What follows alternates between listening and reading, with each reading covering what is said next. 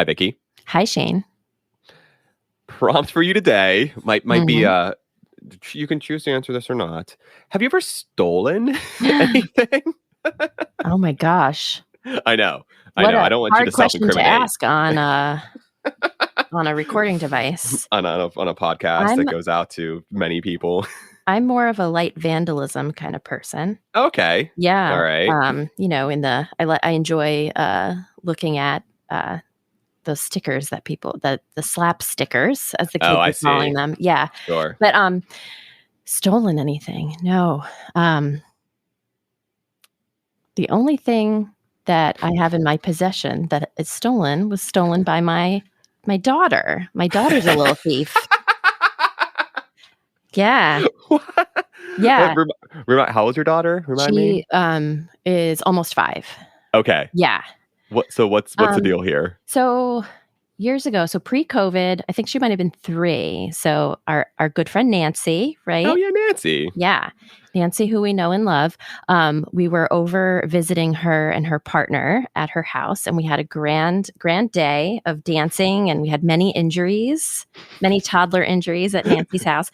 Anyway, we had a great fun day. And then when we got home, I was unpacking Olivia's things, and there was a small, sparkly lava lamp nightlight in Olivia's things. So I'm not sure how she obtained it, but she obtained it from Nancy's house. And now it's ours. Yeah, that's my stealing things. Yeah. That's amazing. I love that you still have it. Do you plug it in? Do you use it? Yeah. Yeah. Except Oh. I'm like a nervous Nelly about electrical things. Oh, I see. We only plug it in sometimes. It's a special Oh. treat. No, that's still nice. Yeah. You can treasure forever. I can treasure, a little piece of Nancy in my house all the time. Well, what about you? No, I don't want to talk about it.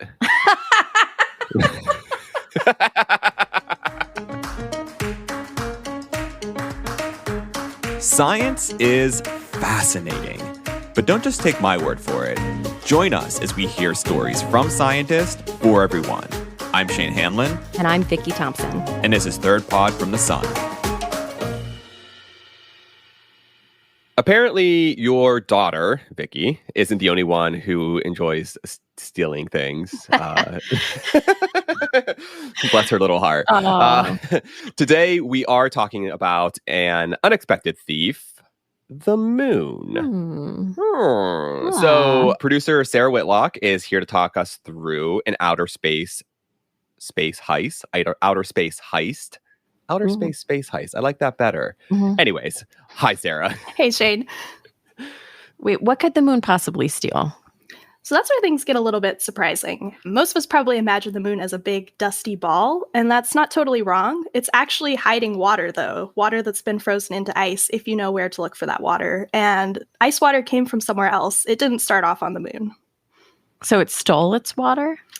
That's right, but the big mystery is how it happened. Scientists have a couple ideas about the way the moon snatched its ice water, and today we're talking to 2 scientists, Kathleen Mant and Nicholas Hasson, who each came up with ideas about how this heist happened that they both published this year. I love this idea of the moon as an extraterrestrial thief, sneaking water past everyone. All right, let's get into it. I'm Kathy Mont. I'm a planetary scientist at the Johns Hopkins Applied Physics Laboratory in Laurel, Maryland. My name is Nicholas Hasson. I'm a geoscientist at the University of Alaska, currently working on my PhD in studying the cryosphere in Earth's polar region. So, can you give me a little bit of background about how people first learned that there was ice on the moon?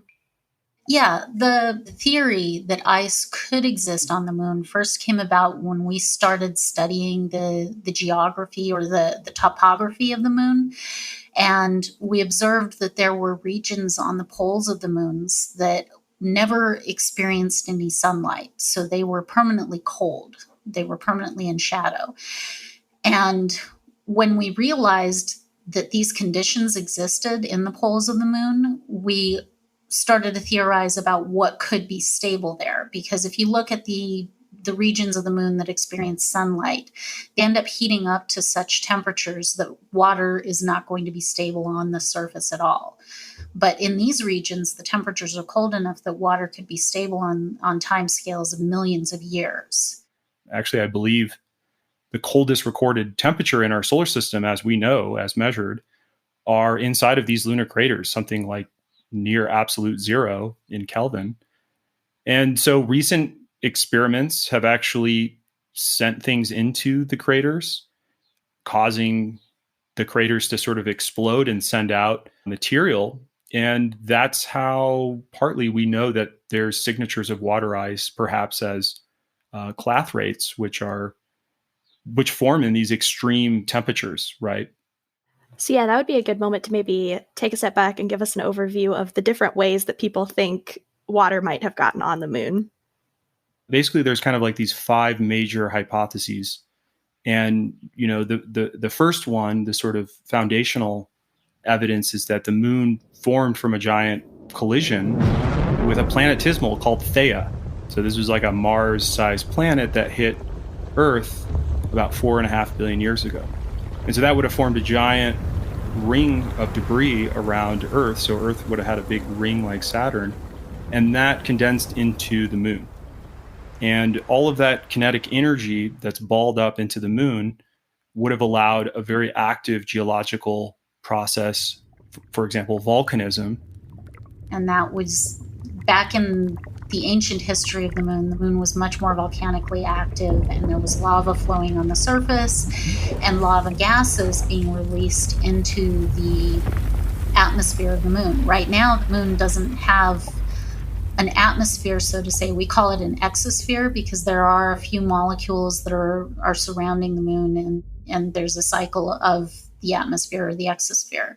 But when volcanic outgassing was present, there's theories that the atmosphere of the moon could have become pretty thick and collisional and full of lots of gases.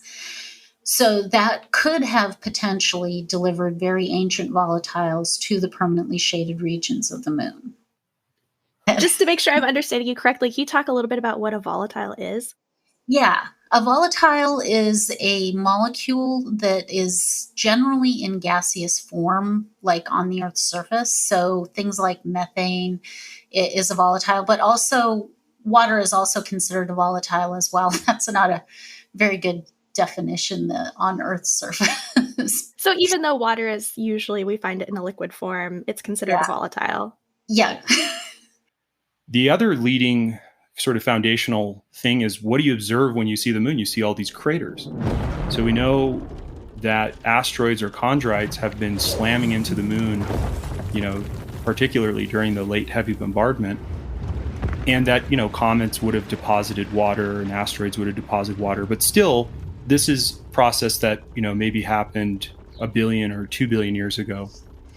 And then there's also micrometeoroids, which are these small rocks that are throughout the solar system, and they're constantly impacting the surface of the moon on a regular basis. We don't have the problem of those impacting the surface of the Earth because they're so small that they would burn up in our atmosphere. But the surface of the moon is subjected to these impacts on an ongoing basis of micrometeorites.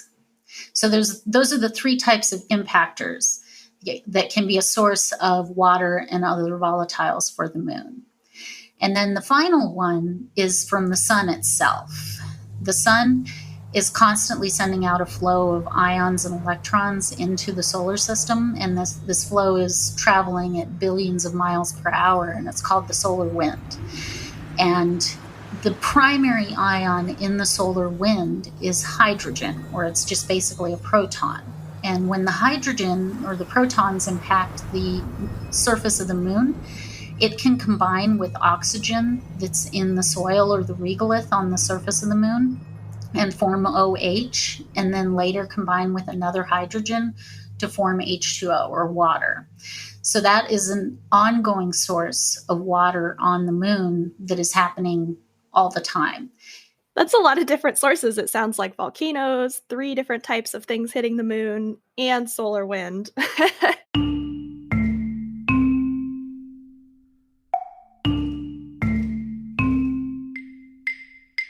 So how will scientists figure out which of these different sources were how ice got to the moon? Experiments to pinpoint the source of the moon ice are actually already happening. Kathy published a paper this year with new evidence about which way the moon snatched its ice. Her paper is based on a NASA experiment where they actually crashed a rocket from a ship called the Lunar Crater Observing and Sensing Satellite, which goes by LCROSS for short. And they crashed this into the moon and then studied dust from the impact. Yeah, so the LCROSS spacecraft launched with the Lunar Reconnaissance Orbiter.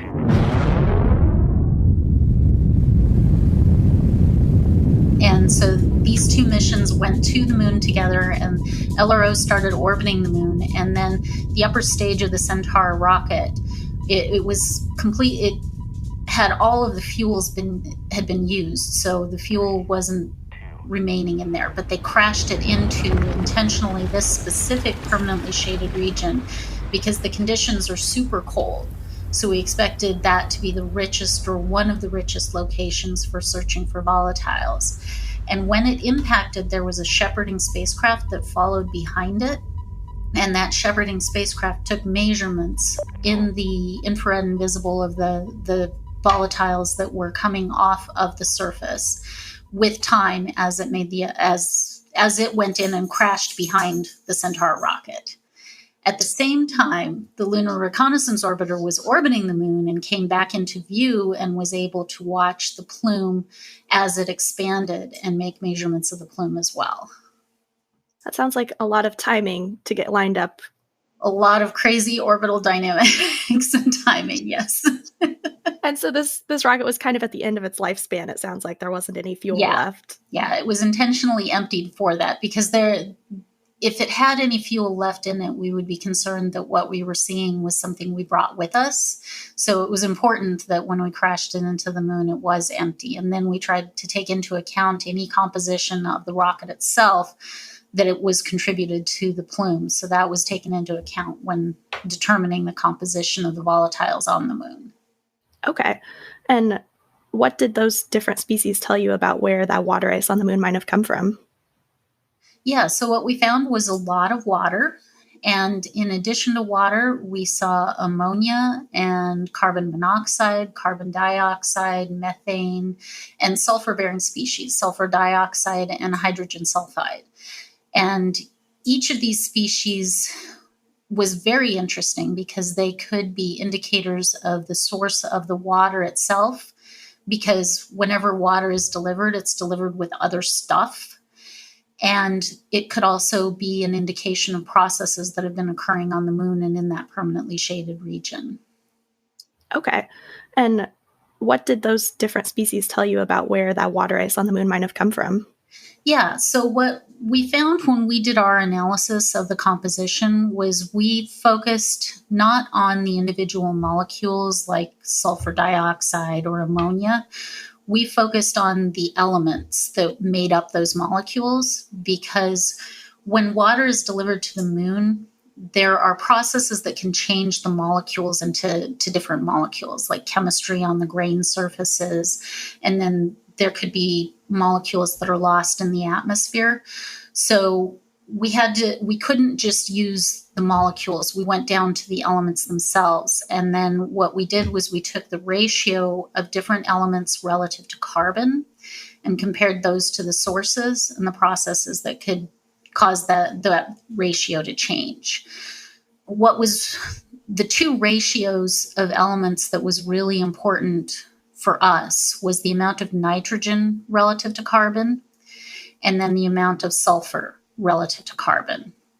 And this is important because we wanted to differentiate between volatiles that were delivered by volcanoes in the ancient history of the moon, where volcanic activity was releasing so much gas that it could be trapped in these permanently shaded regions and stored for millions to billions of years, or if it was delivered by the impact of either comets or asteroids onto the surface of the moon and then trapped in these cold traps of the moon. And we found that, in general, a volcanic source was impossible to include, even in mixtures with other sources. And the reason is because volcanoes have a lot of sulfur. and a lot of carbon, but very little nitrogen. And we took the most extreme values of nitrogen we could for any possible volcanic source and could not have any contribution from volcanic gas and have the amount of nitrogen that was observed to be present in the plume relative to carbon and relative to sulfur. So the composition of volcanic gas and the composition of the plume were basically incompatible, and we were able to rule out that source. Wow, that seems really exciting because that means that the water ice had to come from outside of the moon itself.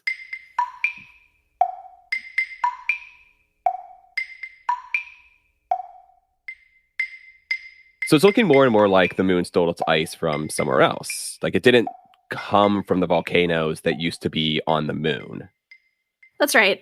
And it's still a little unclear how all of the ice got to the moon, or if there were actually a couple different ways that the moon snatched ice. But Nick Hassan published his own paper this year with a new idea about ice. His group actually thinks that the moon is stealing its water from the Earth's atmosphere as the moon passes through part of the Earth's magnetic field for a couple days in every lunar cycle. When the moon moves behind Earth, it's engulfed by Earth's magnetotail. So in textbooks, you typically see, Earth is like a giant magnet. You have these field lines. It sort of creates this magnetic bubble. But in reality, the entire magnetosphere is like a teardrop shape or like a tadpole. And the tail, the magnetotail or the plasma tail, is behind Earth. And it's always there because the solar winds are forming the shape of this magnetotail. Well, now imagine the moon as sort of a half crescent and then a full moon. The moon becomes engulfed in this ion shower of Earth's magnetic fields. But what it's actually doing is it's disturbing these field lines and can cause them to reconnect, which diverts the ions from Earth back to Earth. And this is measured. But some portion of the ions are missing. And one hypothesis is that the ions from Earth are actually depositing on the moon. And there's evidence for this as we'll talk about, there's evidence of, nitrogen and noble gases in the lunar regolith that sort of form an enigma of, these don't seem to come from, the early formation or comets. Perhaps they're coming from the solar winds. And so there's a way to differentiate what kind of ions are ending up on the moon, either if they're from Earth or from the sun.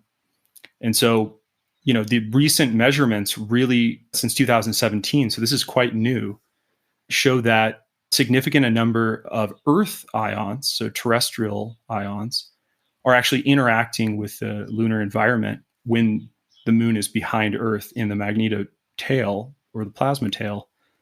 And so this provided the necessary evidence for us to examine the hypothesis that maybe some of these gravitational anomalies that sure look like water phase have been deposited from Earth itself. Okay, so just to make sure I'm understanding correctly, it sounds like the moon is moving through the tail of the Earth's atmosphere when it's behind. And as it's doing that, because of the way the magnetic field works, ions, so pieces that will become water, are raining down on the poles of the moon. Is that correct? That's correct. And what's nice is we can test this hypothesis.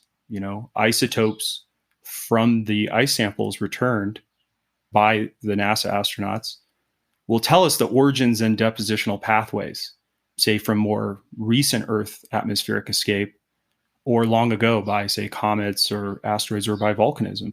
And I know they're going to be doing a lot of this return mission to the moon. The Archimedes plan is really focused on geological and geochemistry and active processes and ancient processes. So this is really, we're going back to the moon as an open laboratory, whereas before it was a little bit of, nations competing. Now we're going back to really, do fundamental science. And so I would like to see known deposits of ice or water phase that are actually extracted from the surface and subsurface returned. And they've even built a fancy new laboratory to look at these isotopic signatures. So yeah, I'm really interested in the geochemistry there. And so you can use, nitrogen and carbon and different isotopes that are really like fingerprints of how these ice deposits formed. And all of that, it's not like we're going to maybe know one day. It's actually, I think by the end of the decade, we'll have evidence for or against our hypothesis. And we're excited to see it tested. And so science works in this beautiful way that we'll be able to falsify and determine, which is the leading explanation. And we're happy by this to know, is it comets that could help us understand how water got on Earth? Or is it these more perplexing processes? And really altogether, it's just the pleasure of finding things out. And so that's what's really driving us, is to seek the unknown and, dare to discover.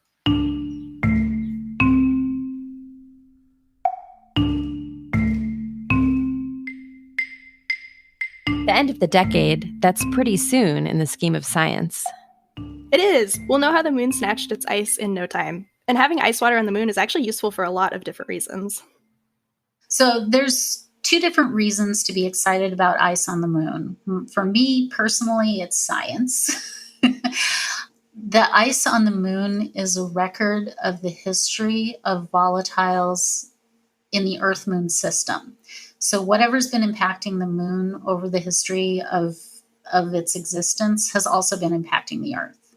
And impacts on the Earth's surface have mostly been erased by the processes that take place on the surface of the Earth that allow us to live here, which I don't want to change that.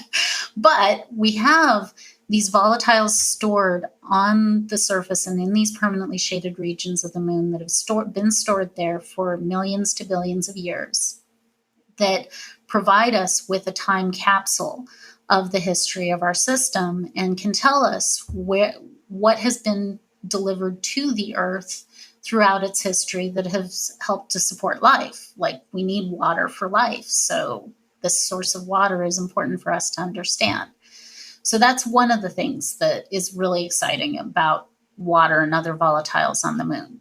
The other thing that is exciting is that it does create an opportunity for a resource for human presence on the moon long term, which I am also really excited about. And I would love to see humans on the moon on an ongoing basis doing science, doing exploration, and just bringing to life these science fiction stories that that many of us enjoy reading. Do you think there's enough ice that we can both use it for human life on the moon and be able to study it?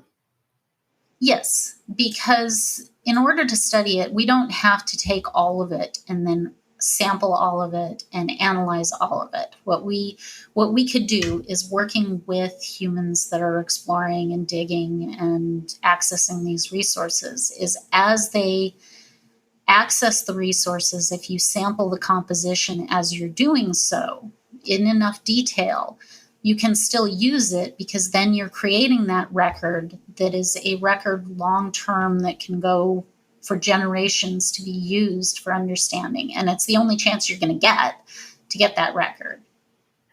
That's super exciting, and it makes me wonder whether astronauts someday will just be able to drill down to these reserves of liquid water and have a well. Is that how that would work?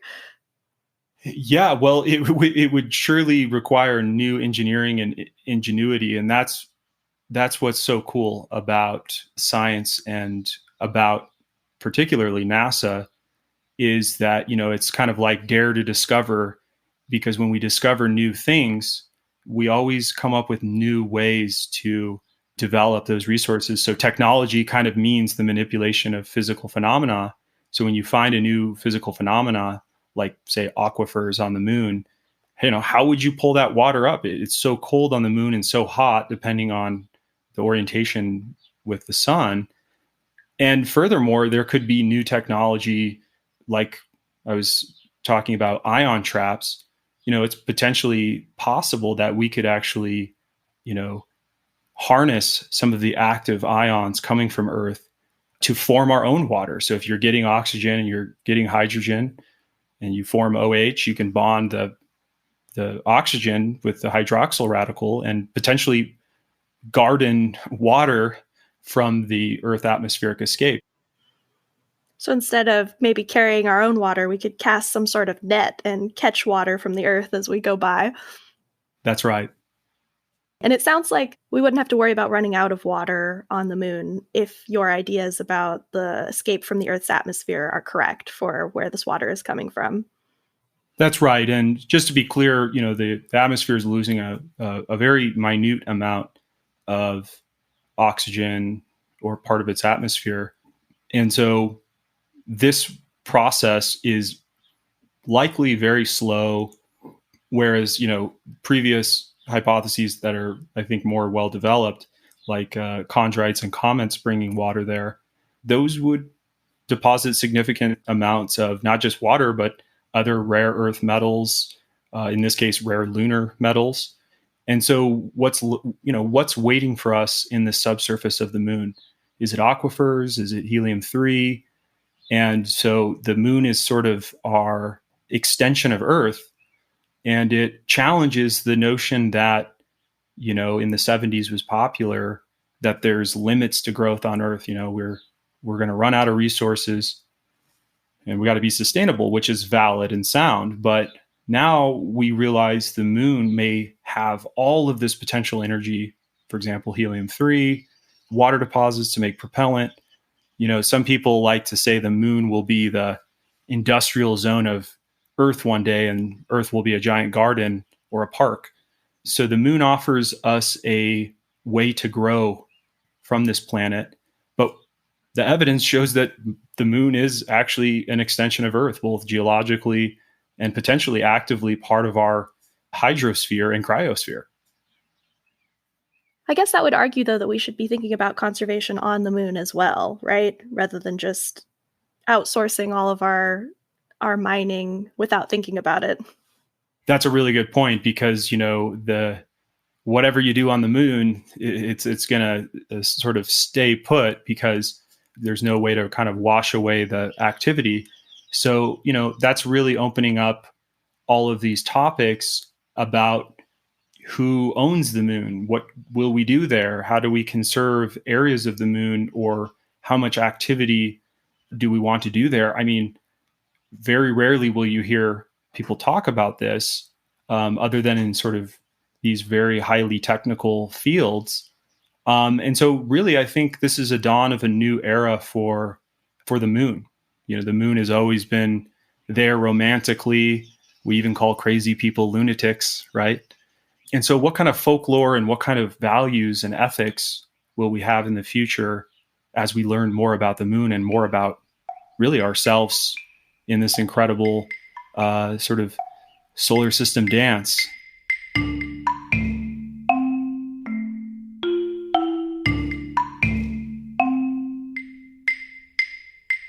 Conserving the moon. So maybe someday we'll have Moon Day, but not just an anniversary celebrating the moon landing, more like a version of Earth Day where we conserve the moon's resources. Wait, do we have a slogan for Moon Day? Isn't the one for Earth Day, make every day Earth Day? Make every other day Moon Day? Is that Make some days Moon Day? Make some days Moon Day. We'll that's real bad. We'll work on that one. Yeah. Maybe someone else can help us out with circle that. Back. But in the meantime, that's all from Third Pod from the Sun. Thanks so much to Sara for bringing us this story, and to Kathy and Nick for sharing their work with us. This episode was produced by Sara, with production assistance from Jace Steiner and audio engineering from Collin Warren. We'd love to hear your thoughts on this podcast. Please rate and review us, and you can find new episodes on your favorite podcasting app or at thirdpodfromthesun.com. Thanks all, and we'll see you next week.